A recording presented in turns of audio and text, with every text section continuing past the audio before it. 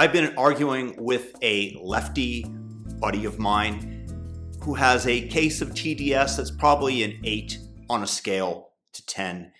And he questioned me, how come Trump does everything that Russia desires? And the reason that I want to answer the question publicly is because I'm sure that many of you out there are hearing the same thing from your friends on the left-hand side of the aisle, because the media has framed it such that they ignore everything that Trump has done that runs contrary to what the Russians might have desired.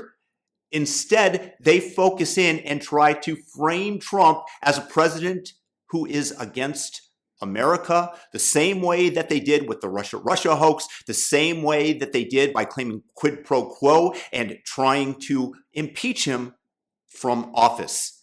These are nefarious actors because the actual facts of the case are, first off, in 2017, the Trump administration imposed Russian sanctions on entities. It was called Countering America's Adversaries Through Sanctions Act. Dozens of Russian oligarchs, officials, and entities faced these sanctions. 52 policy actions were recorded by Brookings from 2017 to 2019 alone. Russia repeatedly criticized these measures, and they saw them as a form of economic warfare. In 2018, Trump expelled Russian diplomats. He ordered the closure of the Russian consulate in Seattle in response to the poisoning of a man by the name of Sergei Skripal in the United Kingdom, which was done with a nerve agent. I'm not saying Putin's a good guy, by the way, which infuriated these actions, of course. They infuriated Moscow, and they retaliated by expelling U.S. diplomats and called it an unjustified provocation. They were not overly fond of this action by the Donald. And then, in 2017, he armed Ukraine with lethal weapons. Do you think that Russia wanted this? Trump approved the sale of Javelin anti-tank missiles to Ukraine in that year. And this is what they discussed during the Zelensky meeting, where Trump specifically stated, I gave you Javelins, and Barack Obama had avoided doing this intentionally. This, of course, bolstered Ukrainians' defense against Russian-backed separatists in the Donbass, and it directly ran counter to Russia's military goals. Then in 2018, you have the military actions in Syria, where under Trump's command, U.S. forces clashed with Russian mercenaries in Syria from the Wagner Group, which was a direct confrontation. And although Trump didn't highlight it, Russia viewed it as an aggressive overstep. People from their own side were killed, with the officials from Russia decrying the loss of life and accusing the U.S. of targeting its personnel. Okay, I don't know. Is this everything? Is this always that Trump is doing Putin's bidding, carrying his towel for him in the locker room, ready to drop to his knees if Putin orders him to? And then you have Trump withdrawing the United States from the Intermediate Range Nuclear Forces Treaty, the INF, which happened in 2019, citing Russian violations. Moscow wanted to preserve the treaty as it limited U.S. missile development within continental Europe. Then Trump also boosted U.S. energy exports.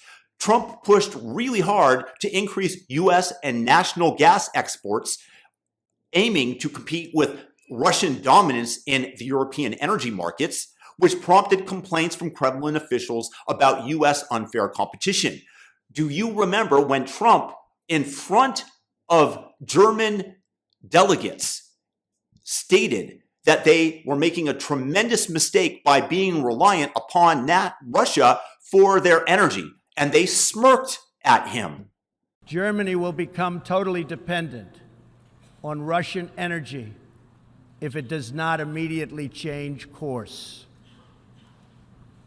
Here in the Western Hemisphere, we are committed to maintaining our independence from the encroachment of expansionist foreign powers. It has been the formal policy of our country since President Monroe that we reject the interference of foreign nations in this hemisphere and in our own affairs. Another thing that Trump was right about. But do you think that Russia wanted the competition for energy and the sale of it? No, of course they didn't. And despite what you're hearing about Trump wanting to withdraw from NATO, in 2018, the European Deterrence Initiative, he increased funding by $1.4 billion, which enhanced U.S. troop presence and readiness in Eastern Europe. Russia saw this as encirclement and a direct challenge to its sphere of influence and a violation of post-Cold War assurances. So you see, whenever you frame the question as always, why does Trump always do this? It's because you're listening to non-stop left-wing media talking points rather than the full reality, because they're only going to highlight those items that bolster the narrative that they're trying to propel into the minds of their viewers. And who, by the way, benefits from the continued war in Ukraine? The defense contractors. Who doesn't benefit? The Ukrainians, except for the Ukrainian officials who are siphoning off a vast amount of U.S. wealth to buy villas and anything else that they desire, from yachts to fancy women. That's the reality of it. So when you tell me always, I'm going to come back and show you the receipts, because what you're saying simply isn't so, just the left-wing media narrative that you are hearing. And right now, he is being complimentary to Russia because he wants the war to end. He wants the killing to stop. And who blames him? I've been to the Ukraine. I've been to Russia 2 times.